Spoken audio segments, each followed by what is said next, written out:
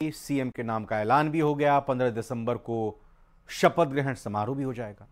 लेकिन चुनौती इससे आगे की है। अब बीजेपी को भी उन समस्याओं से दो चार होना पड़ेगा जिनको चुनाव में बीजेपी ने जमकर भुनाया था, या यूं कहें कि जनता ने उनको वोट दिया। कई बड़ी चुनौतियां भी नई सरकार के सामने होंगी। साथ ही नया एजेंडा भी क्या होगा, हमारी इस रिपोर्ट में देखते हैं।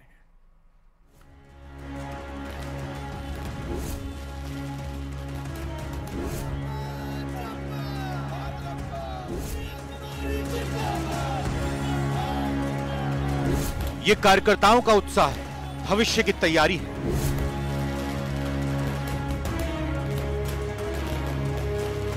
लेकिन सीएम और डिप्टी सीएम के सामने कई चुनौतियां भी हैं। एक चुनौती राज्य को चलाने की है, तो वहीं दूसरी चुनौती राज्य को बेहतर बनाने की भी होगी। दिया कुमारी ने महिला की सुरक्षा को अपनी प्रथम जिम्मेदारी माना है। दिया कुमारी का कहना है कि नई सरकार में महिला सुरक्षा के साथ ही राज्य में अपराध को खत्म करना भी जरूरी है।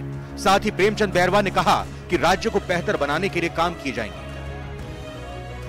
महिला अपराध बहुत बड़ा मुद्दा रहा है और भारतीय जनता पार्टी ने इसको, जहां भी ऐसी घटना हुई है, हमारी टीम पहुंची है और अब बिल्कुल प्राथमिकता ये रहेगा। हमारे जो संकल्प पत्र में भी ये स्पष्ट है कि महिला अपराध बिल्कुल भी सहा नहीं जाएगा। कड़ी कार्रवाई भी होगी, प्रॉपर इन्वेस्टिगेशन होगी और इसमें जो भी कुछ प्लानिंग से हमको काम करने हैं वो पूरे स्टेट में होगी। निश्चित रूप से भारतीय जनता पार्टी की सरकार आई है, वो इसलिए आई है कि इन्होंने 5 साल में ऐसा इस राजस्थान को पीछे कर दिया और जो महिला उत्पीड़न है, दलित अत्याचार है, ये हिंदुस्तान में नंबर 1 राजस्थान प्रदेश रहा है। अब भारतीय जनता पार्टी की सरकार, आप देखा होगा, कभी भी जो कहती है वो करती है और जो नहीं कहती है वो भी करके दिखाती है। इसलिए अब आने वाले राजस्थान के इस बुलेटिन में अभी इतना ही।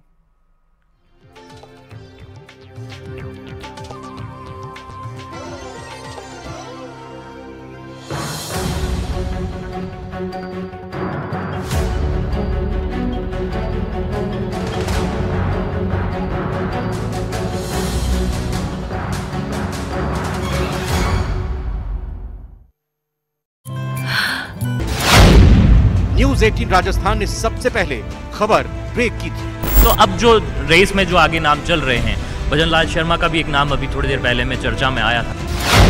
न्यूज़ 18 की खबर पर लगी मुहर। राजस्थान प्रदेश की पूर्व मुख्यमंत्री, भारतीय जनता पार्टी के राष्ट्रीय उपाध्यक्ष श्रीमती वसुंधरा राजे के द्वारा श्री भजनलाल शर्मा का नाम प्रस्तावित किया गया और सर्वसम्मत से सभी ने इनका समर्थन किया है। राजस्थान के सीएम की जिम्मेदारी मिलने के बाद भजनलाल शर्मा ने पार्टी आलाकमान समेत तमाम समर्थकों का शुक्रिया अदा किया। राजस्थान के जो सभी हमारे विधायक हैं, निश्चित रूप से जो राजस्थान की अपेक्षा है हमसे, भारतीय जनता पार्टी से, हम माननीय हमारे यशस्वी प्रधानमंत्री नरेंद्र मोदी जी के नेतृत्व में हम राजस्थान का पूरी तरह से सर्वांगीण विकास किसी भी क्षेत्र में हो, निश्चित रूप से हम पूरा करेंगे। भजनलाल शर्मा के परिवार के लिए ये पल ड्रीम कम ट्रू। जिस वक्त बीजेपी कार्यालय में सीएम के नाम पर मंथन हो रहा था, उस दौरान उनका परिवार भगवान से अपने बेटे के लिए मंगल कामना कर रहा था। सीएम के तौर पर जैसे ही भजनलाल शर्मा के नाम का ऐलान हुआ, न्यूज़ 18 राजस्थान उनके घर पहुंचा। बेटे की सफलता पर माता पिता की आंखों से खुशी के आंसू निकल आए। धन्यवाद भगवान। अब खूब जमीन से जुड़ा है, शुरू से नियता ही नहीं मेरा हुआ क्यों जी। हाँ, ये तो भगवान की मर्जी है भैया। हाँ, आपके त्याग, तपस्या, धर्म, संस्कार सब लेके मतलब मुख्यमंत्री बने हैं। बिहारी जी का आशीर्वाद है। भगवान जनता को बहुत बहुत बधाई हो। कैसा लग रहा है आपको? बहुत अच्छा लग रहा है। आप पत्नी हैं मुख्यमंत्री की। अब क्या तैयारी करके भेजा था और किस तरह से आपने शुरुआत से तैयारी करवाई थी उनको? आशीर्वाद है, माता रानी का आशीर्वाद है। तो अभी मंदिर जाके आ रही हैं आप? तो धन्यवाद देकर के आ गए हैं। क्या जाप चल रहा था खास ऐसा? नहीं, ऐसा कुछ जाप नहीं चल रहा था। कोई खास जाप नहीं था। परिवार को बहुत लंबे समय से पार्टी के लिए एक तरह से समर्पित थे, कुछ समय दे पाए थे वो? नहीं दे पाए वो तो पार्टी को ही दिया पूरा समय शुरू से ही? पार्टी को दिया पूरा समय। पापा को जो दायित्व दिया है बीजेपी ने, उसका जिम्मेदारी से निर्वहन करेंगे पापा जी। इससे पहले भी बीजेपी में इशारा मिला था पहले कि मिलने वाली बड़ी जिम्मेदारी? मुझे ये पता नहीं था, मैं अभी पूना से लौटा हूँ। मैं पूना गया होता 5-6 दिन से पूना ही था मैं, मुझे पता ही नहीं है। भरतपुर के रहने वाले भजनलाल शर्मा के राजनीतिक करियर पर नजर डालें तो जयपुर की सांगानेर विधानसभा से वो पहली बार विधायक बने हैं। बीजेपी ने अशोक लाहौटी का टिकट काटकर भजनलाल शर्मा को मौका दिया। भजनलाल शर्मा संघ और संगठन दोनों के करीबी माने जाते हैं। भजनलाल शर्मा को जहां सीएम की जिम्मेदारी दी गई है, वहीं दिया कुमारी और प्रेमचंद बैरवा को डिप्टी सीएम की कमान सौंपी गई है। छत्तीसगढ़ और मध्य प्रदेश में जिस तरीके से बीजेपी ने नए चेहरों को मौका देकर चौंकाया, उसके बाद इस बात की पूरी संभावना थी कि बीजेपी राजस्थान में भी ऐसा ही कुछ करने वाली है, क्योंकि यही पीएम मोदी की राजनीति करने का तरीका भी है। लेकिन गहराई में जाएं तो इसके पीछे बेहद सोची समझी दूरगामी राजनीति दिखाई देगी। नए सीएम भजनलाल शर्मा के सामने सबसे बड़ा चैलेंज होगा कि 24 में सूबे की 25 लोकसभा सीटों को पार्टी की झोली में डालना। Bureau report, news 18 Rajasthan.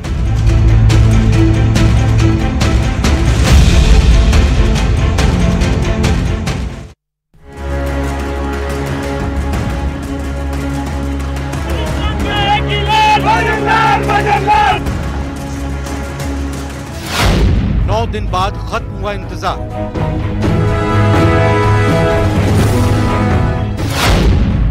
Rajasthan में अब भजनलाल सरकार।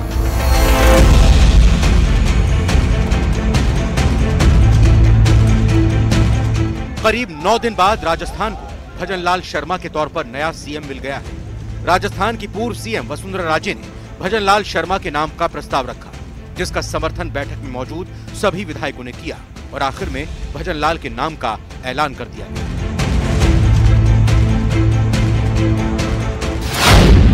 न्यूज़ 18 राजस्थान ने सबसे पहले खबर ब्रेक की थी। तो अब जो रेस में जो आगे नाम चल रहे हैं, भजनलाल शर्मा का भी एक नाम अभी थोड़ी देर पहले में चर्चा में आया था।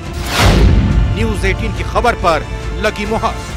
राजस्थान प्रदेश की पूर्व मुख्यमंत्री, भारतीय जनता पार्टी के राष्ट्रीय उपाध्यक्ष श्रीमती वसुंधरा राजे के द्वारा श्री भजनलाल शर्मा का नाम प्रस्तावित किया गया और सर्वसम्मत से सभी ने इनका समर्थन किया है। राजस्थान के सीएम की जिम्मेदारी मिलने के बाद भजनलाल शर्मा ने पार्टी आलाकमान समेत तमाम समर्थकों का शुक्रिया अदा किया। राजस्थान के जो सभी हमारे विधायक हैं, निश्चित रूप से जो राजस्थान की अपेक्षा है हमसे, भारतीय जनता पार्टी से, हम माननीय हमारे यशस्वी प्रधानमंत्री नरेंद्र मोदी जी के नेतृत्व में हम राजस्थान का पूरी तरह से सर्वांगीण विकास किसी भी क्षेत्र में हो, निश्चित रूप से हम पूरा करेंगे। भजनलाल शर्मा के परिवार के लिए ये पल ड्रीम कम ट्रू। जिस वक्त बीजेपी कार्यालय में सीएम के नाम पर मंथन हो रहा था, उस दौरान उनका परिवार भगवान से अपने बेटे के लिए मंगल कामना कर रहा था। सीएम के तौर पर जैसे ही भजनलाल शर्मा के नाम का ऐलान हुआ, न्यूज़ 18 राजस्थान उनके घर पहुंचा। बेटे की सफलता पर माता पिता की आंखों से खुशी के आंसू निकल आए।